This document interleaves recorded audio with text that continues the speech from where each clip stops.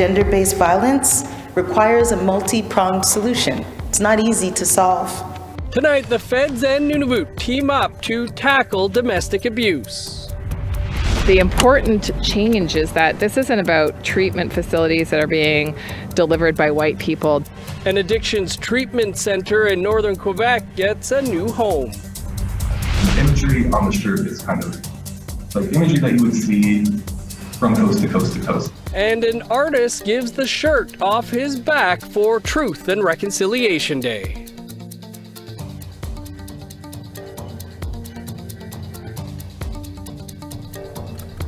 Good evening, I'm Dennis Ward. Welcome to APTN National News. The federal government this week injected nearly $17 million into the Nunavut government's efforts to prevent gender-based violence. Our Trevor Wright reports from Iqaluit.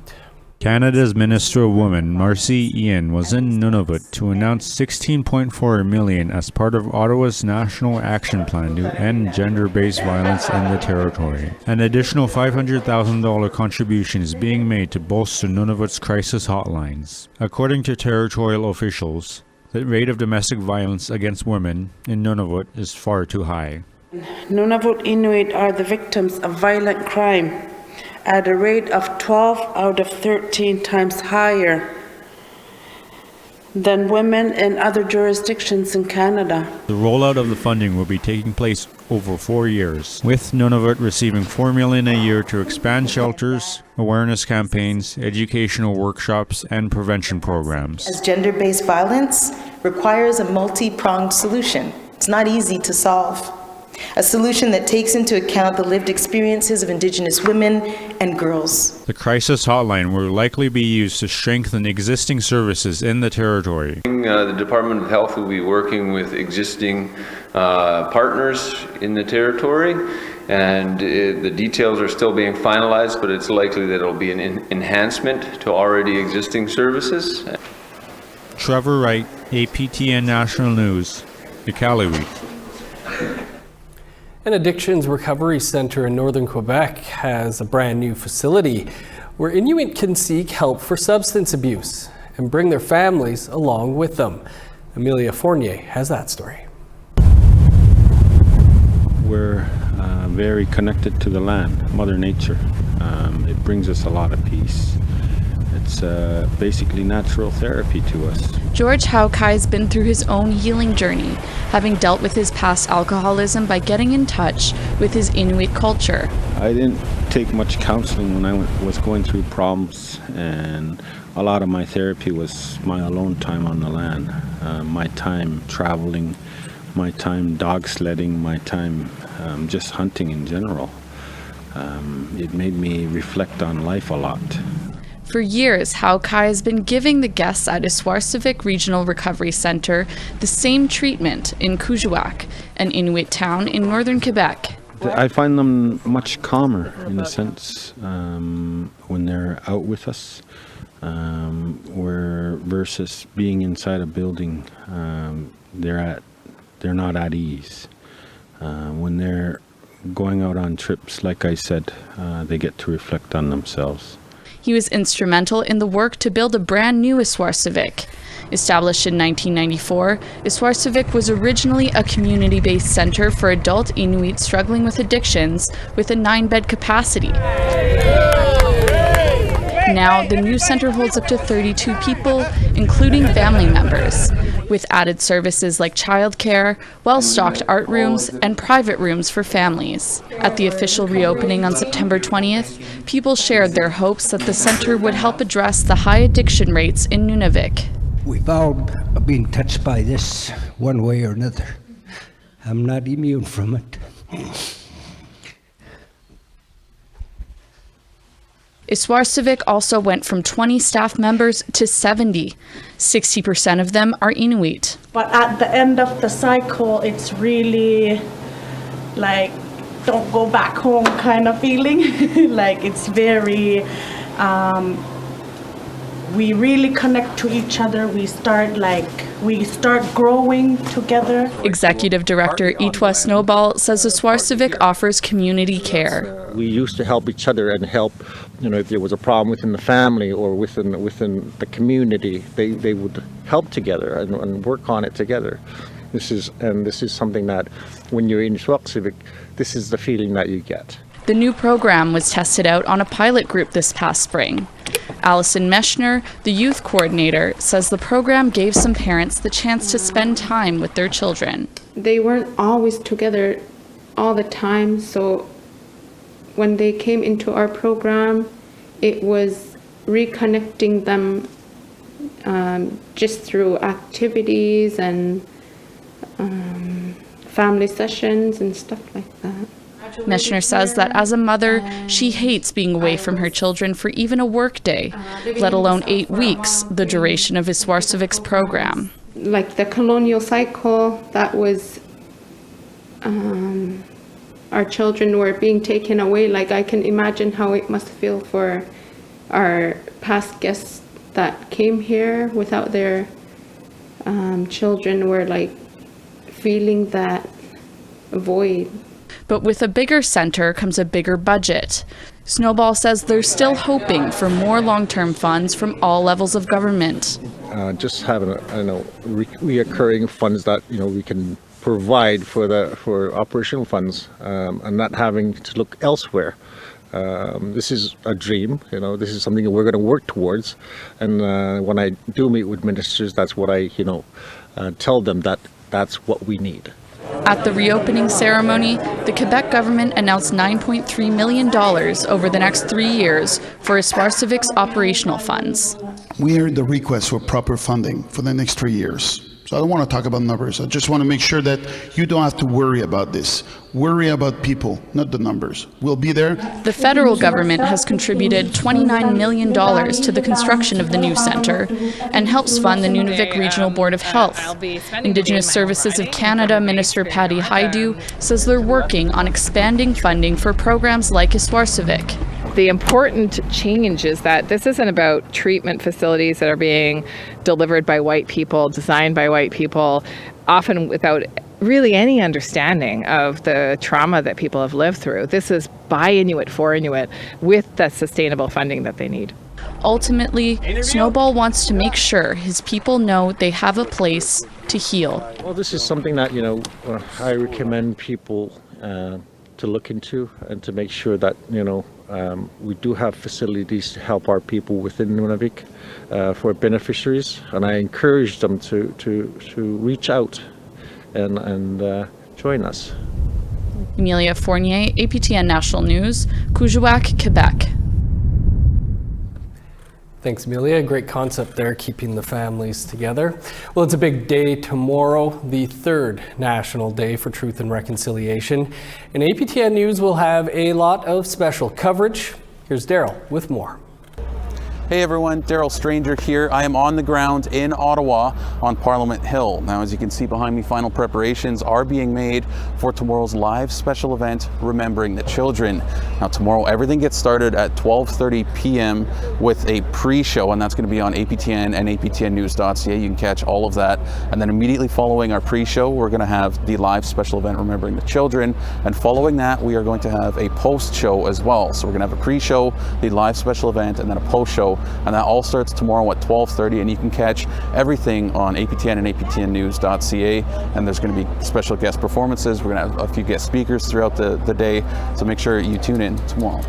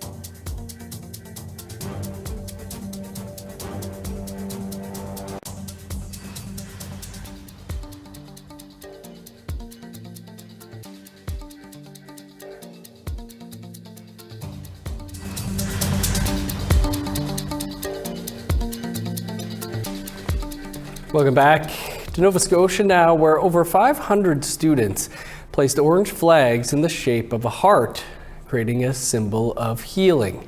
Angel Moore was there when it happened on Friday at the site of the former Shubenacadie residential school. Students of all ages from regional schools joined those from the Shubenacadie Mi'kmaq Nations, Ilnu, Seabrook, Gina, Mowogom School, collecting orange flags. Deanne Sack, a band counselor of the Shubenacadie Nation, says, "Today we're changing the narrative. This orange heart is love. It is love, love for our people, love for our language, love for our ceremonies, love for our culture, love. And we're teaching the littles about love." These littles include these grade 3 students of the Shubenacadie Nation. For the people who went to the residential school. Because the people that went to the residential school, and some didn't make it and some did. With the flags in hand, the students make their way up this hillside, where the Shubenacadie Residential School was once located at the top of the hill. It was managed by the Catholic Church from 1930 till 1967, where thousands of Mi'kmaq and Wolastoqiyik children were forced to attend. The school building was destroyed by fire in 1986. Sack says the site is a daily reminder to community members. The impact of residential schools go on and on and on. It's the intergenerational trauma that continues to this day, and it shows up in different forms of societal issues that our people are plagued with. It's now a designated historic site, a place of ceremony to help heal and educate youth, which now has a large orange heart filled with the students' flags. Grade 12 student Sydney Mason of the Shubenacadie Nation says today is a step towards healing, but more needs to be done. The amount of change is wonderful, but it still isn't done, and I hope to be here and see more change next year. Francis Paul of the Shubenacadie Nation, a survivor, says the day is about education. Today was a lovely turnout with all these beautiful students and them learning about what happened up here, and it was just beautiful to see all these kids being here. I loved it. The event was 2 years in the planning. Sack says, It was truly remarkable, but you know, this was a long time in planning. We sit the Chief and Council, our Education Department, Equity in Action, where we have a team of people, like having the students bust in from other schools. Holy smokes, that was amazing. That's educational in itself, right? At the end of the day, over 1,500 flags were placed inside the heart. The heart will remain on display until after Truth and Reconciliation Day. Angel Moore, APTN National News, Shubenacadie, Nova Scotia. Kimberly Murray is the special interlocutor on missing children and unmarked burials, and she wants to see more action from the government to advance reconciliation. Here's Amelia Fournier with more. Part of my position is to speak with Indigenous communities and survivors of Indian residential schools. Kimberly Murray, the special interlocutor on missing children and unmarked burials, says that reconciliation is happening on a smaller scale. Reconciliation is happening more on the ground in small communities with their local governments, their local municipalities, with their neighbors, where it's not happening at the level it needs to happen with the federal government or the provincial governments. So the closer you are to the First Nation, in some cases the reconciliation has been better. When it comes to larger issues, as she detailed in her interim report, a lot of work has yet to be done. Murray says an oversight body should be established to make sure the recommendations from Indigenous advisors are being respected, like ensuring public awareness of residential schools. During the Truth and Reconciliation process, many of the provinces and territories started to implement curriculum on Indian residential schools. And then we see changes in government. And then we saw the curriculum being pulled back. And now we see a rise in denialism. Outlets like the New York Post and right-wing website True North News have published articles denying the experiences of residential school survivors, while many others have taken to social media. Studies have shown, academics have said, the last step of genocide is to deny it happened. And our government, by changing curriculum and canceling curriculum, is feeding into that last step of genocide. Murray also says that many records and archives remain under wraps. When I talk about churches and government need to step up and address the denialism, they hold the evidence. We know it exists. They need to step up. Murray's mandate is set to end in June 2024, and she hopes her work continues beyond that date. Emilia Fournier, APTN National News, Montreal. In Ojibwe, Two-Spirit Artist has partnered with a major retail chain to bring orange shirts across Canada. Patrick Hunter is from Red Lake, Ontario, and has designed a shirt for Orange Shirt Day, now known as the National Day for Truth and Reconciliation. Partnering with Giant Tiger and Inspire, the shirts sell for $12 each, with 100% of the proceeds donated to Inspire in support of the Learning from the Past Fund. The fund provides bursaries to Indigenous post-secondary students pursuing an education in Indigenous studies and languages. The imagery on the shirt is kind of like imagery that you would see from coast to coast to coast, like, so any kind of landscape that you would see, like mountains, there would be, canoes, northern lights, stuff like that. It's all kind of in the shirt. And I just kind of felt like, if a lot of students, a lot of youth are not from huge communities, and, having something that kind of they could think about when they saw from their home would kind of welcome them or make them feel like a little bit less nervous about being away from home. When we had the opportunity to talk with Inspire about how to lean in and be part of the conversation around truth and reconciliation for our 265 stores, our franchisees, our team members, but also for the communities that we serve, this partnership really came from that conversation. And we are so honored to partner with Inspire and Patrick on this iconic design. Nice looking design. A 24-hour youth drop-in center in central Winnipeg has removed the large cross over its door in the spirit of reconciliation. Rossbrook House has been a safe haven for children and youth for the past 47 years. It was started by Sister Geraldine McNamara, a Catholic nun. Sister Mac, as she was called, acquired the abandoned church and converted it to a drop-in center where kids can eat, sleep, and hang out in a safe place 24 hours a day, 365 days a year. The cross was carefully removed this morning. It will be replaced by an art project created by the children and youth. It's expected to be unveiled next spring. An event in Vancouver brought out some well-known performers in the name of truth and reconciliation. That story and more coming up after the break.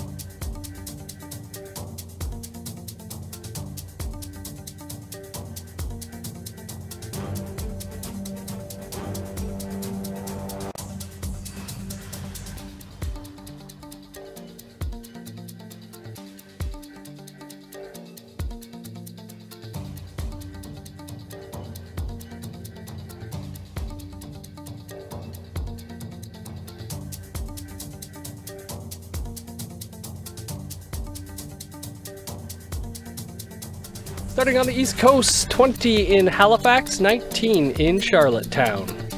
17 in Kuujjuaq, cloudy, and 14 for Nain.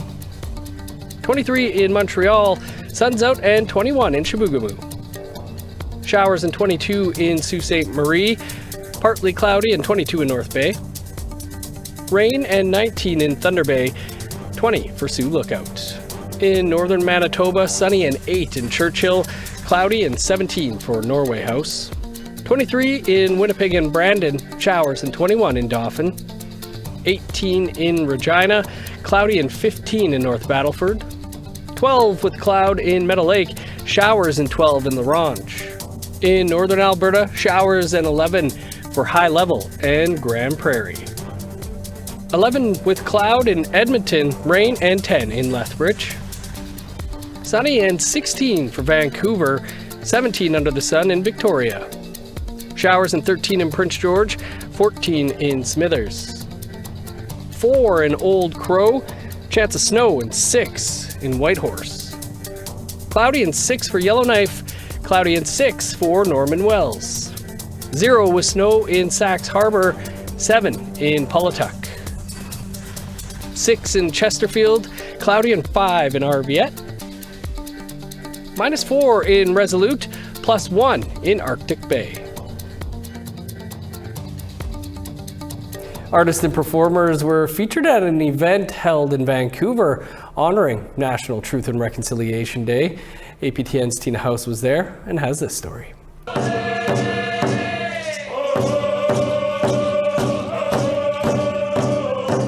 It was a full house as the WYCA hosted an event called Rhythms of Resilience. It's all about honoring those that survived residential school and those that never made it home. We know many nations are undertaking the important and painful work and offer our continued support and allyship. We believe in you and stand with you while urging those groups who have records to do the right thing and provide access to those records. There can be no reconciliation without truth. Artist Teresa Walker was commissioned to create this cradleboard art piece to honor the children, and those in attendance were able to write messages to the children. Well, we wanted to have something that people can express their condolences or, just send a message to our survivors. Well-known actress, screenwriter, and performer Renee Morisseau and her drum group called My Girl paid a special tribute to the children who died at residential schools. That story hasn't been finished. The song that we're going to share with you is in response to that Asheni, term of endearment for those children. Asheni and Cree, from the Swampy Cree up in Attawapiskat. Rita was the one that shared this with me. This means angel. Asheni, Asheni, Asheni, Asheni, Asheni, Hana, hey ho. Asheni, Asheni, Asheni, Asheni, Asheni, Hana, hey ho. Asheni, Asheni, Asheni, Asheni, Asheni, Hana, hey ho. Hey ya no, ah hey ya no, ah hey ya no, ah hey ya ho. Hey ya no, ah hey ya no, ah hey ya no, ah hey ya ho. Tonight was also an opportunity to honor murdered and missing Indigenous women and girls with JB, the First Lady, and her dancers. Genocide in slow-mo. I see justice on Trudeau. White paper on 2.0. Next up was Juno Award winner Mohawk bluesman Murray Porter singing his original song, Is Sorry Enough. You took away our children, stole our mother's love. You laid waste to our tradition. Well, it's sorry enough. Newly elected BC MLA Joan Phillips says the event was not only a time to mourn the atrocities from residential school, but a chance to continue to heal together. We were reminded by Murray Porter that it's going to take all of us to make this right. Tina House, APTN National News, Vancouver. Looks like a touching event. Well, that is your APTN National News for this Friday. Remember to join us back here tomorrow at 12:30 p.m. Eastern Time for our live coverage ahead of the commemoration in Ottawa for the National Day for Truth and Reconciliation. And following the 90-minute Remembering the Children event in Ottawa, we'll be back here again live. We'll have special guests here in Winnipeg and in Ottawa. We'll also have a special 1-hour live newscast tomorrow night, taking a look at events across the country to mark the National Day for Truth and Reconciliation. It all gets started here tomorrow, 12:30 p.m. Eastern Time. I'm Dennis Ward. Thanks for being with us. We'll see you back here tomorrow afternoon.